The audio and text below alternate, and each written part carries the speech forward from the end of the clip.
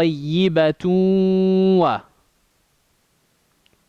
tunwa, right? It's tunwa. And we drop the noon partially, so we say طيبة. Okay, now we have a tanween dhamma followed by a ghain. So what does ghain fall into? إظهار. همز فهاء ثم عين حاء مهملتان ثم غين خاء. That's the last second to, that's the top of the throat letters. So we say بلدة. Actually, there's another thing before here.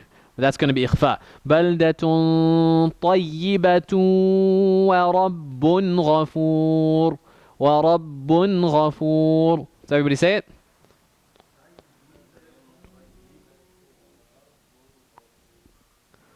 No synchronization at all. Okay, so after I say it, then everybody says it. طيبة ورب غفور. Good. And so it will get it right if we do the right length of the ghunna. طيبة ورب غفور. Right? Okay. So this is going to be the general rules of idgham. Questions?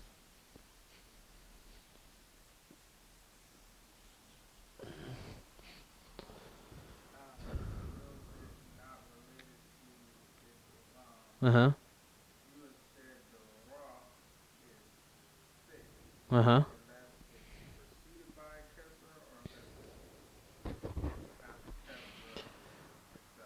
Okay, so the ra is going to be thick unless it has a kasra itself, or it's preceded by a kasra. It's a sakin, right? And it's preceded by a kasra.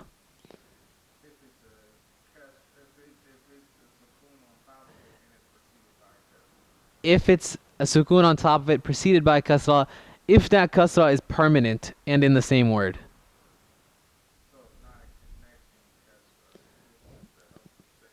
Right. If it's a connecting kasra, if the kasra is in the previous word, it'll be thick. If the kasra is temporary, it'll be thick. If the kasra is temporary or in the previous word, or it's yeah, there's a third one.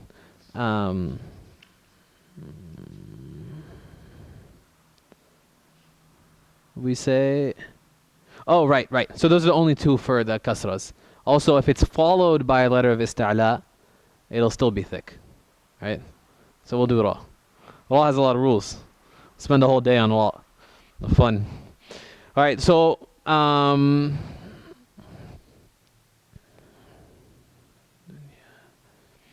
what about bunyan?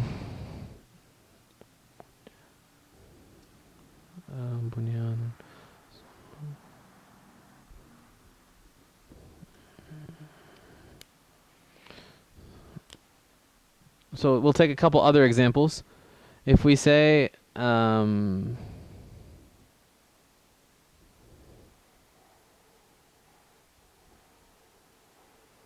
if we say no, actually, yeah.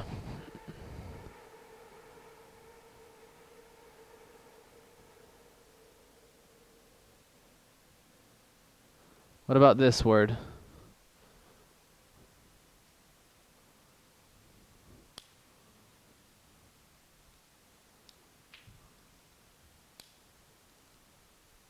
Sure.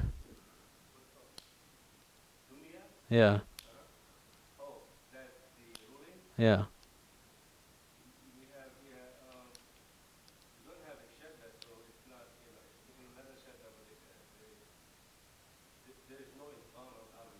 Why not? It's a noon sakin followed by a ya. Yeah. So it's in the same word. Same words. This is an exception, right? So we say that, look, it's a noon sakin followed by a ya. According to the rule, we should say dunya. But we don't. Everybody knows that we say dunya. Okay, so there's 4 words in the Quran. I think this might be on there. Or maybe not. 4 examples in the Quran, yeah.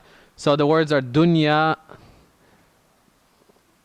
Sinwan. Okay.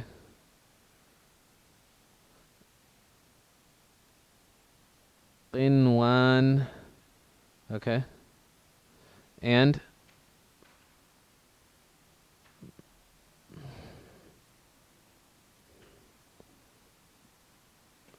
bunyan. These are four words that we don't do.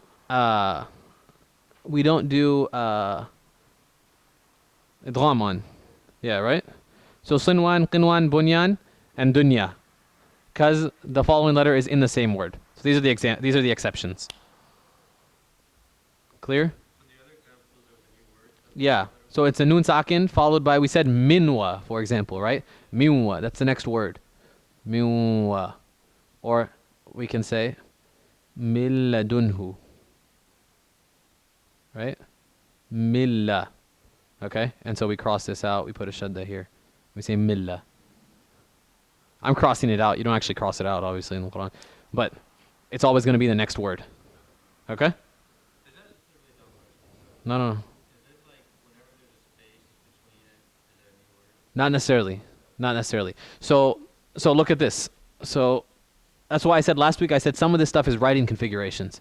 So here we just said, for example, we said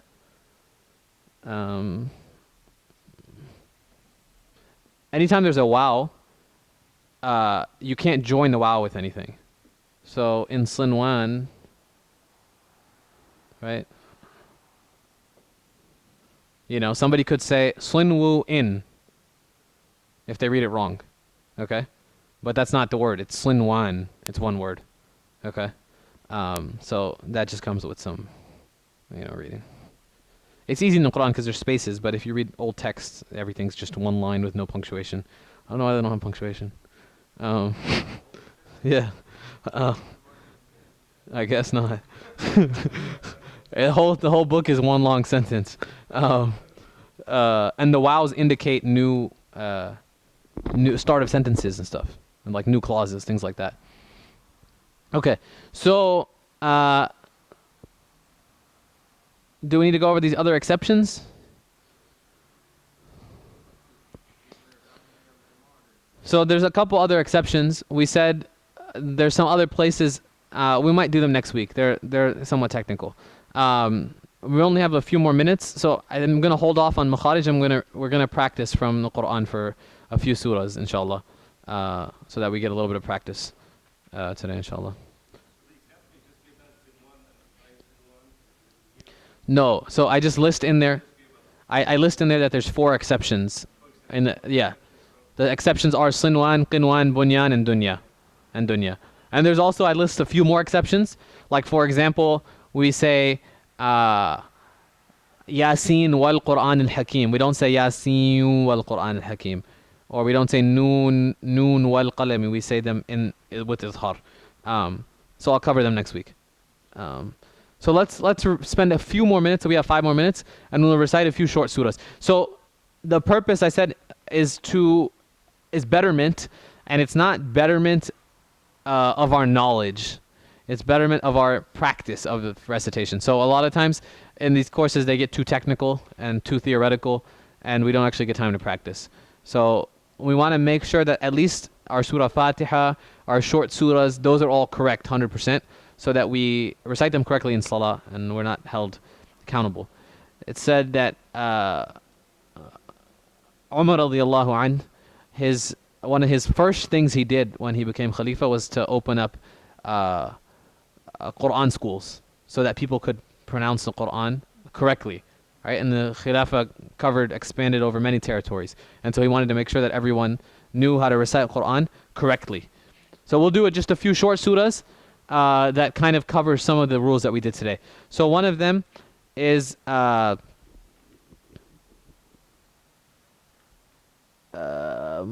do Tabbat yada abi lahabin wa tab. We'll recite that. So if you want to pull a mushaf and recite it. So I'll recite it, and then everyone can recite after.